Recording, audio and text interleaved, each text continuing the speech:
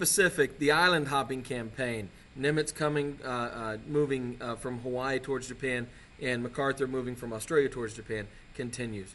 In February of 1944, Chester Nimitz takes the Marshall Islands, and we are now into Japanese waters. Japanese shipping is completely shut down, and their economy is in shambles. We are now in the endgame scenario of the war. In June of 1944, Americans take the Marianas Islands, Guam, and Saipan. In September of 44, the Caroline Islands are freed by the Americans, I should say. On October 20th of 1944, Douglas MacArthur, who promised to return to the Philippines, does in fact return. And sure enough, it's General MacArthur, who is returning to Leyte as he has promised. After fighting off a group of Japanese sharpshooters on Leyte, First Sergeant Jack Werner is back on the secured beach, just in time to see General MacArthur land with the American Liberation Forces. Doc sunglasses, pressed pants. Some of the soldiers are snickering. I can't believe it. Some of these soldiers have no respect. The general just strolls onto the beach and walks into the jungle. And that is the last I see of him. People of the Philippines, I have returned. By the grace of Almighty God, our forces stand again on Philippine soil, soil consecrated in the blood of our two people.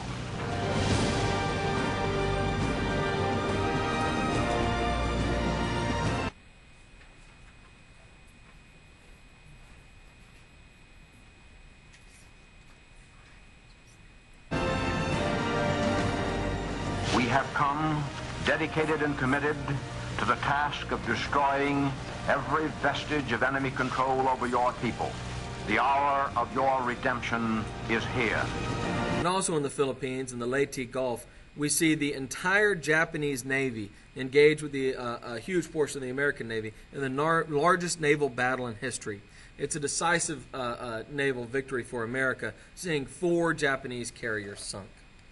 In February of 1845, Americans attack the tiny island of Iwo Jima. It's only 750 miles from Tokyo, which would allow fairly easy bombing of Japan.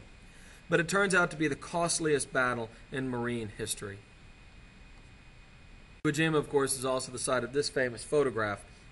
If you've ever seen the movie Flags of Our Fathers, it chronicles what happens to these guys after they take this picture. This picture, by the way, is basically on the cover of every magazine in America, every newspaper, I should say. And by this time, it's become clear that America is on its way to victory in World War II. And so this picture becomes a great symbol in the minds of Americans of our victory in the war, even though there's still a few months left before it formally ends.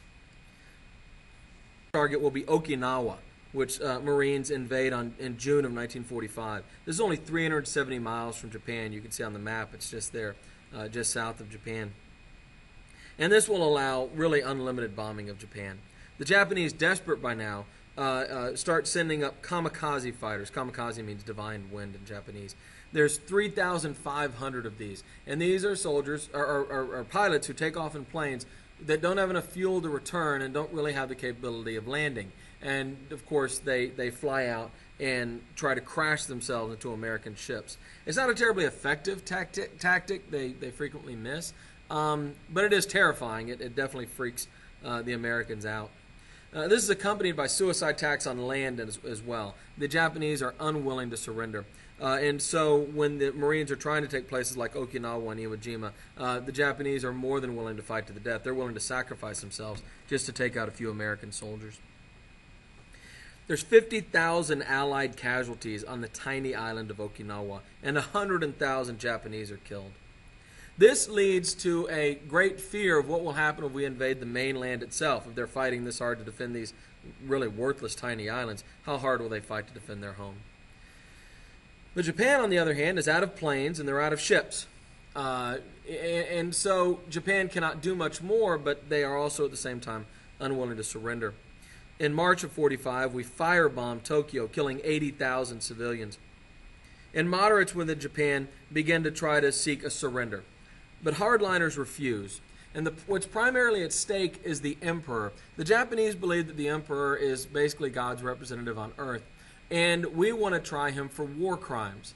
And so this religious element enters into all of this. It would be as if you went to war against the Catholic Church, not that I think you should, and you tried to put the Pope on trial and execute him. You can imagine Catholics would be unwilling to give him up. It's kind of that same sort of mindset.